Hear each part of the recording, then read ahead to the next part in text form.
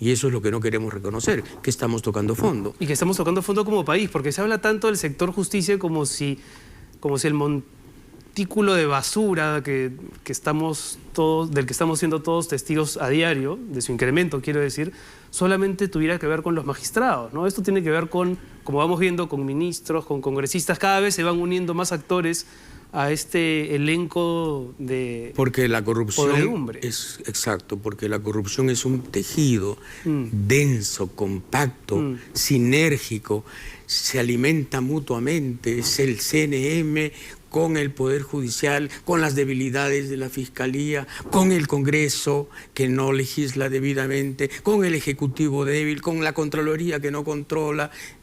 Es un tapiz entero, es un escenario completo en donde efectivamente no solo son los jueces, los actores, a veces son los extras. Es verdad. Los protagonistas son otros también, es cierto. O sea, el protagonismo está muy disputado en el Perú en términos de corrupción. ¿Alguna de las medidas que se han anunciado en los últimos días le ha dado a usted la sensación de que efectivamente hay desde algún partido político, desde algún sector estatal, algún tipo de sincero esfuerzo por limpiar esto, o todo es más o menos lo previsible y lo que se esperaba escuchar?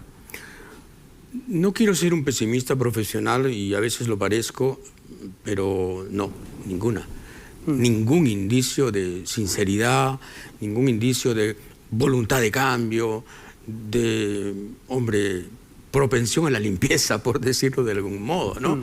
Porque la pregunta es que el APRE está interesada en la limpieza del Poder Judicial que prescribió a su líder 4 veces consecutivas, está interesado el fujimorismo, no dominan los dos el Congreso.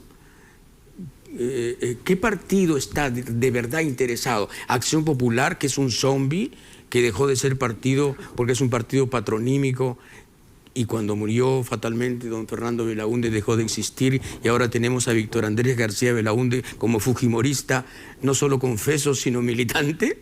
O sea, ¿de qué estamos hablando, verdad, Renato?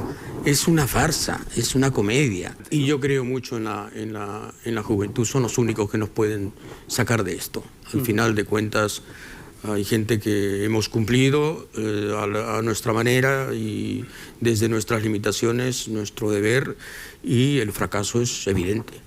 Este no es un país viable en este momento. Somos un ensayo de país, somos un campamento en muchos sentidos, pero somos patéticos en muchos sentidos también, porque, claro, le tocamos la puerta a la OCDE mientras tenemos esta judicatura. Yo creo que en la OCDE para la OCDE debemos ser los hazmerreír sudamericanos más importantes, ¿no? ¿Es más trágico porque estamos más cerca del Bicentenario o no? Sí, sí lo es. Porque da una idea de la vejez, de la antigüedad, del carácter crónico de nuestras imposturas, de nuestros problemas, ¿no?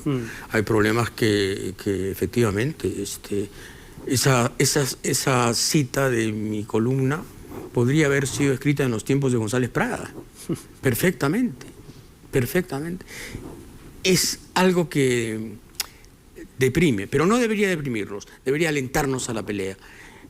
El carácter circular del tiempo en el Perú. Esa cronología circular, ¿no? Ciénaga, ¿no? De pasado presente, de tenacidad del mal.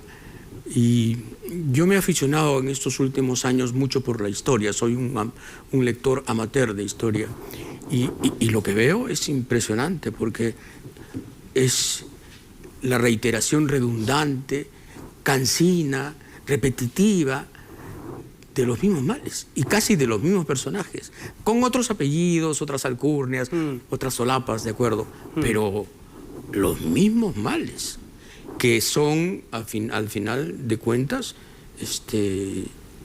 los que Basadre detectó alguna vez, ¿no? Los que Basadre definió como nuestro gran malestar, el estado empírico, el abismo social, y se añadiría ahora y la institucionalidad quebrada, la institucionalidad democrática y jurídica, que es absolutamente básica para entendernos civilizadamente.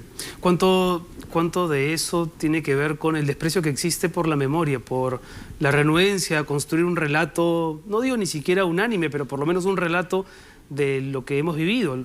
Si nos venimos repitiendo tanto es porque no hemos querido escribir el guión de lo que nos pasó.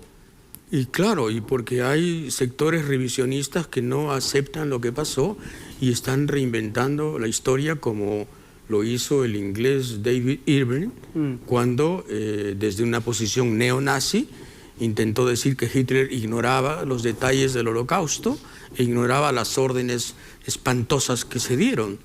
Bueno, al final terminó quebrado, con un juicio perdido y con 3 millones de libras esterlinas de deuda. Muy bien, así acabó David Irving. La pregunta es, ¿y aquí cómo acaban los mentirosos, los tergiversadores, los canallas que niegan la historia? Acaban en el Congreso, acaban en la televisión, acaban con sus grandes discursos y en la impunidad más absoluta. Esa es la diferencia. Ahora, lo escuchaba y no podía evitar pensar en una frase que usted señala, me parece que es en el prólogo, en el segundo prólogo, en el prólogo de la segunda edición, donde dice lo siguiente: la enésima prosperidad falaz a la que hemos asistido ha sido otra gran oportunidad despilfarrada. Exportamos más, sobre todo rocas pulverizadas, hemos hecho otros ricos, nos miman los que miman a los buenos muchachos que hacen sus tareas, pero seguimos tan divididos y irreconciliables como cuando un puñado de extranjeros de visión continental, un tal San Martín, un tal Bolívar, nos refundaron como república renuente, que eso es lo que seguimos siendo. Un poco lo que decíamos al principio, ¿no? Arrastramos, digamos, esa capacidad involuntaria por pelearnos, por discutir, pero además por enredarnos en la complejidad más absoluta, ¿no? Por eso cuando la gente habla y se llena la boca hablando de reconciliación, uno se pregunta si la reconciliación tiene que ver con un proyecto real en el Perú o no. ¿Existe la reconciliación? ¿Es posible la reconciliación en un país como este? Yo creo que sí, pero desde la verdad y desde el respeto recíproco. Y el problema es que el Perú se miente mucho. La historia oficial, por ejemplo, es una historia plagada de mentiras y sobre todo de omisiones. Todos amamos a Grau, ¿quién no? Pero nadie nos dice, cuando somos escolares o universitarios, que fue Cochrane, un inglés chilenizado, el primer jefe de facto de nuestra Marina. Y nadie nos dijo o nos dice que el segundo jefe de la Marina fue Blanco Encalada, un argentino que se hizo chileno, en cuyo nombre se hizo uno de los blindados que hundió después al Monitor Huáscar. O sea, nos enteramos después, mucho después.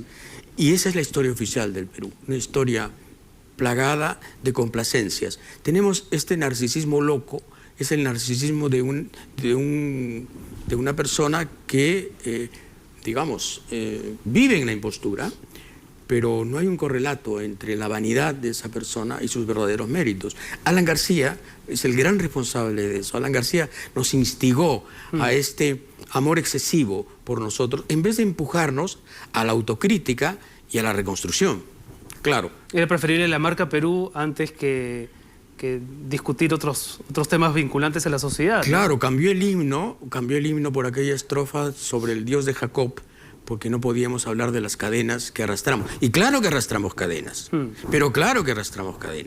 pero por supuesto, la servidumbre existió después de la República. El indio siguió siendo nadie después de la República. Muchos años después de la República seguimos negando al indio. Mariátegui en el año 28 hablaba del indio como el ninguno jamás aceptado por la sociedad, por Dios.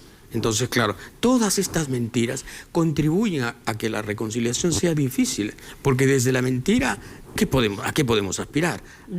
A mentiras paralelas.